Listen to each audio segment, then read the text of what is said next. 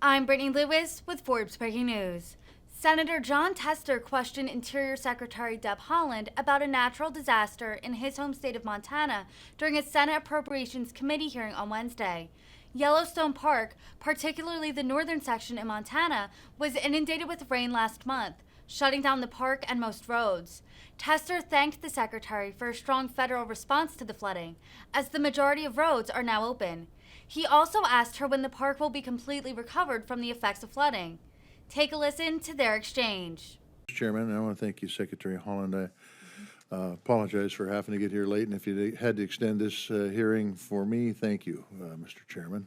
But we had a Chair of Commerce Committee on the TSA Director. At any rate, I also want to thank you, Secretary Haaland, for being in Montana last week. I think it was a week ago tomorrow, as a matter of fact. I appreciate you being there. I appreciate your fast response and the fast response from this administration on the disaster that happened in southern Montana, a 24-hour disaster that caused $1 billion worth of damage. We got to see it together, and we got to see what the challenges are, and they are many. One of the challenges is there's a temporary road between Cook City and Gardner. Is there any hope to get that road in a position where it could provide more than just essential services? This is the road from Gardner into the park? Yeah, basically into the park, that's correct.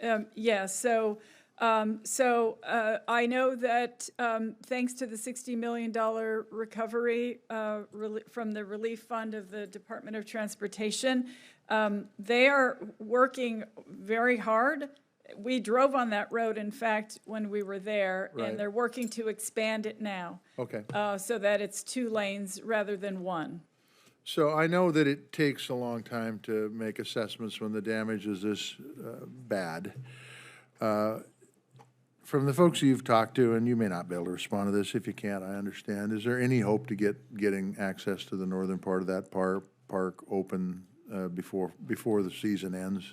So, Senator, both the north and the south loop are open now. 93% of the park is open to visitors. We want visitors to visit. We want them to spend time in those communities right outside the parks. We want them to enjoy their summer. Thank you for clarifying that.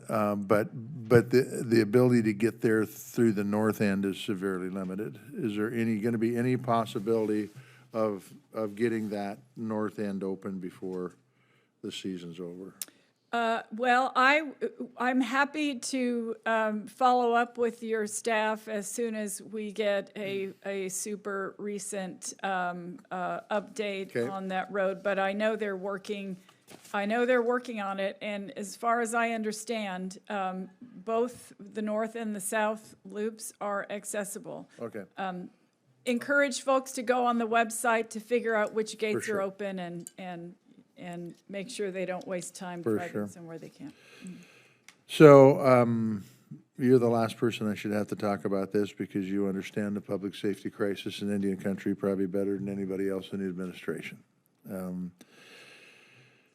For years, through different administrations, I have heard from the Northern Cheyenne tribe about the BIA's failure to provide adequate law enforcement on that reservation. I don't think they're the lone example. I think they have some problems. I think most of it deals with manpower and deals with the prison availability. The question is, in this budget, is there adequate dollars to deal with the law enforcement challenges that occur in Indian Country all across this country? I bring up Northern Cheyenne because Northern Cheyenne is probably in the greatest need right now. Mm-hmm. But the truth is, I could be talking about any reservation in Montana, truthfully. Mm-hmm. Any of them have challenges when it comes to law enforcement. So as you look at this budget, as we look at this budget, is this budget up to snuff when it comes to making sure that we have enough law enforcement to keep folks safe? I won't even go into missing and murdered indigenous people. I'll leave. I won't go into human trafficking. I won't go into any of that. I'll just go into just basic law enforcement. Do we have enough folks, enough money in this budget to deal with that?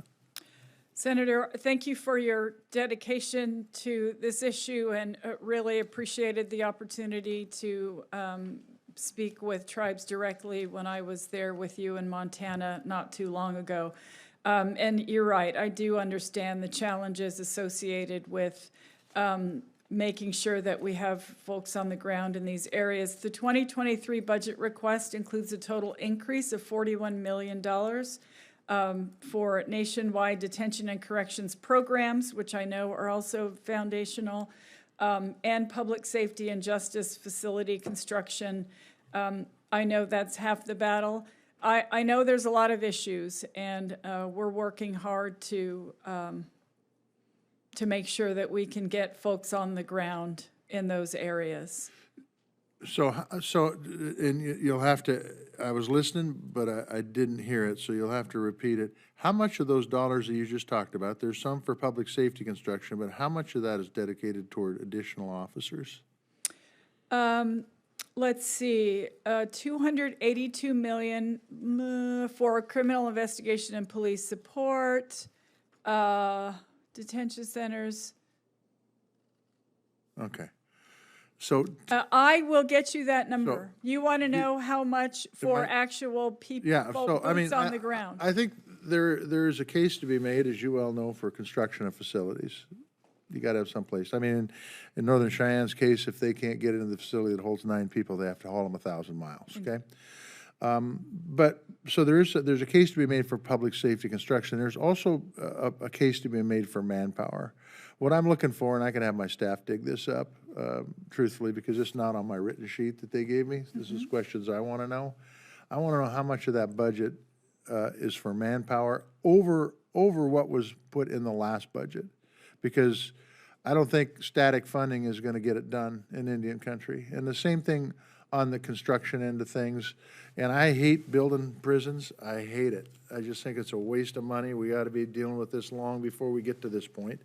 But nonetheless, it's a necessary evil in my opinion. And so how much of that money is there for public safety construction? And I know there's some, but is it enough?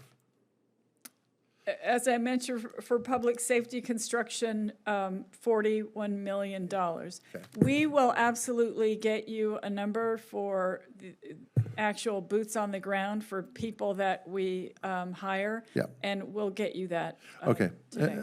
Thank you, and I know you will, and I appreciate that. I think that as I look at these large land-based tribes in particular, and those are the ones I'm familiar with because those are the ones we have in Montana, law enforcement is a continual challenge. By the way, water's a challenge, schools are a challenge, housings are a challenge. I mean, go down the list, and law enforcement is a challenge. So thank you very, very much. Yes, thank you, Senator. Thank you very much, Senator Tester. And one of the issues I raised earlier here in the hearing was that there are 32 tribes that are not receiving any funding for law enforcement, though they fall into the same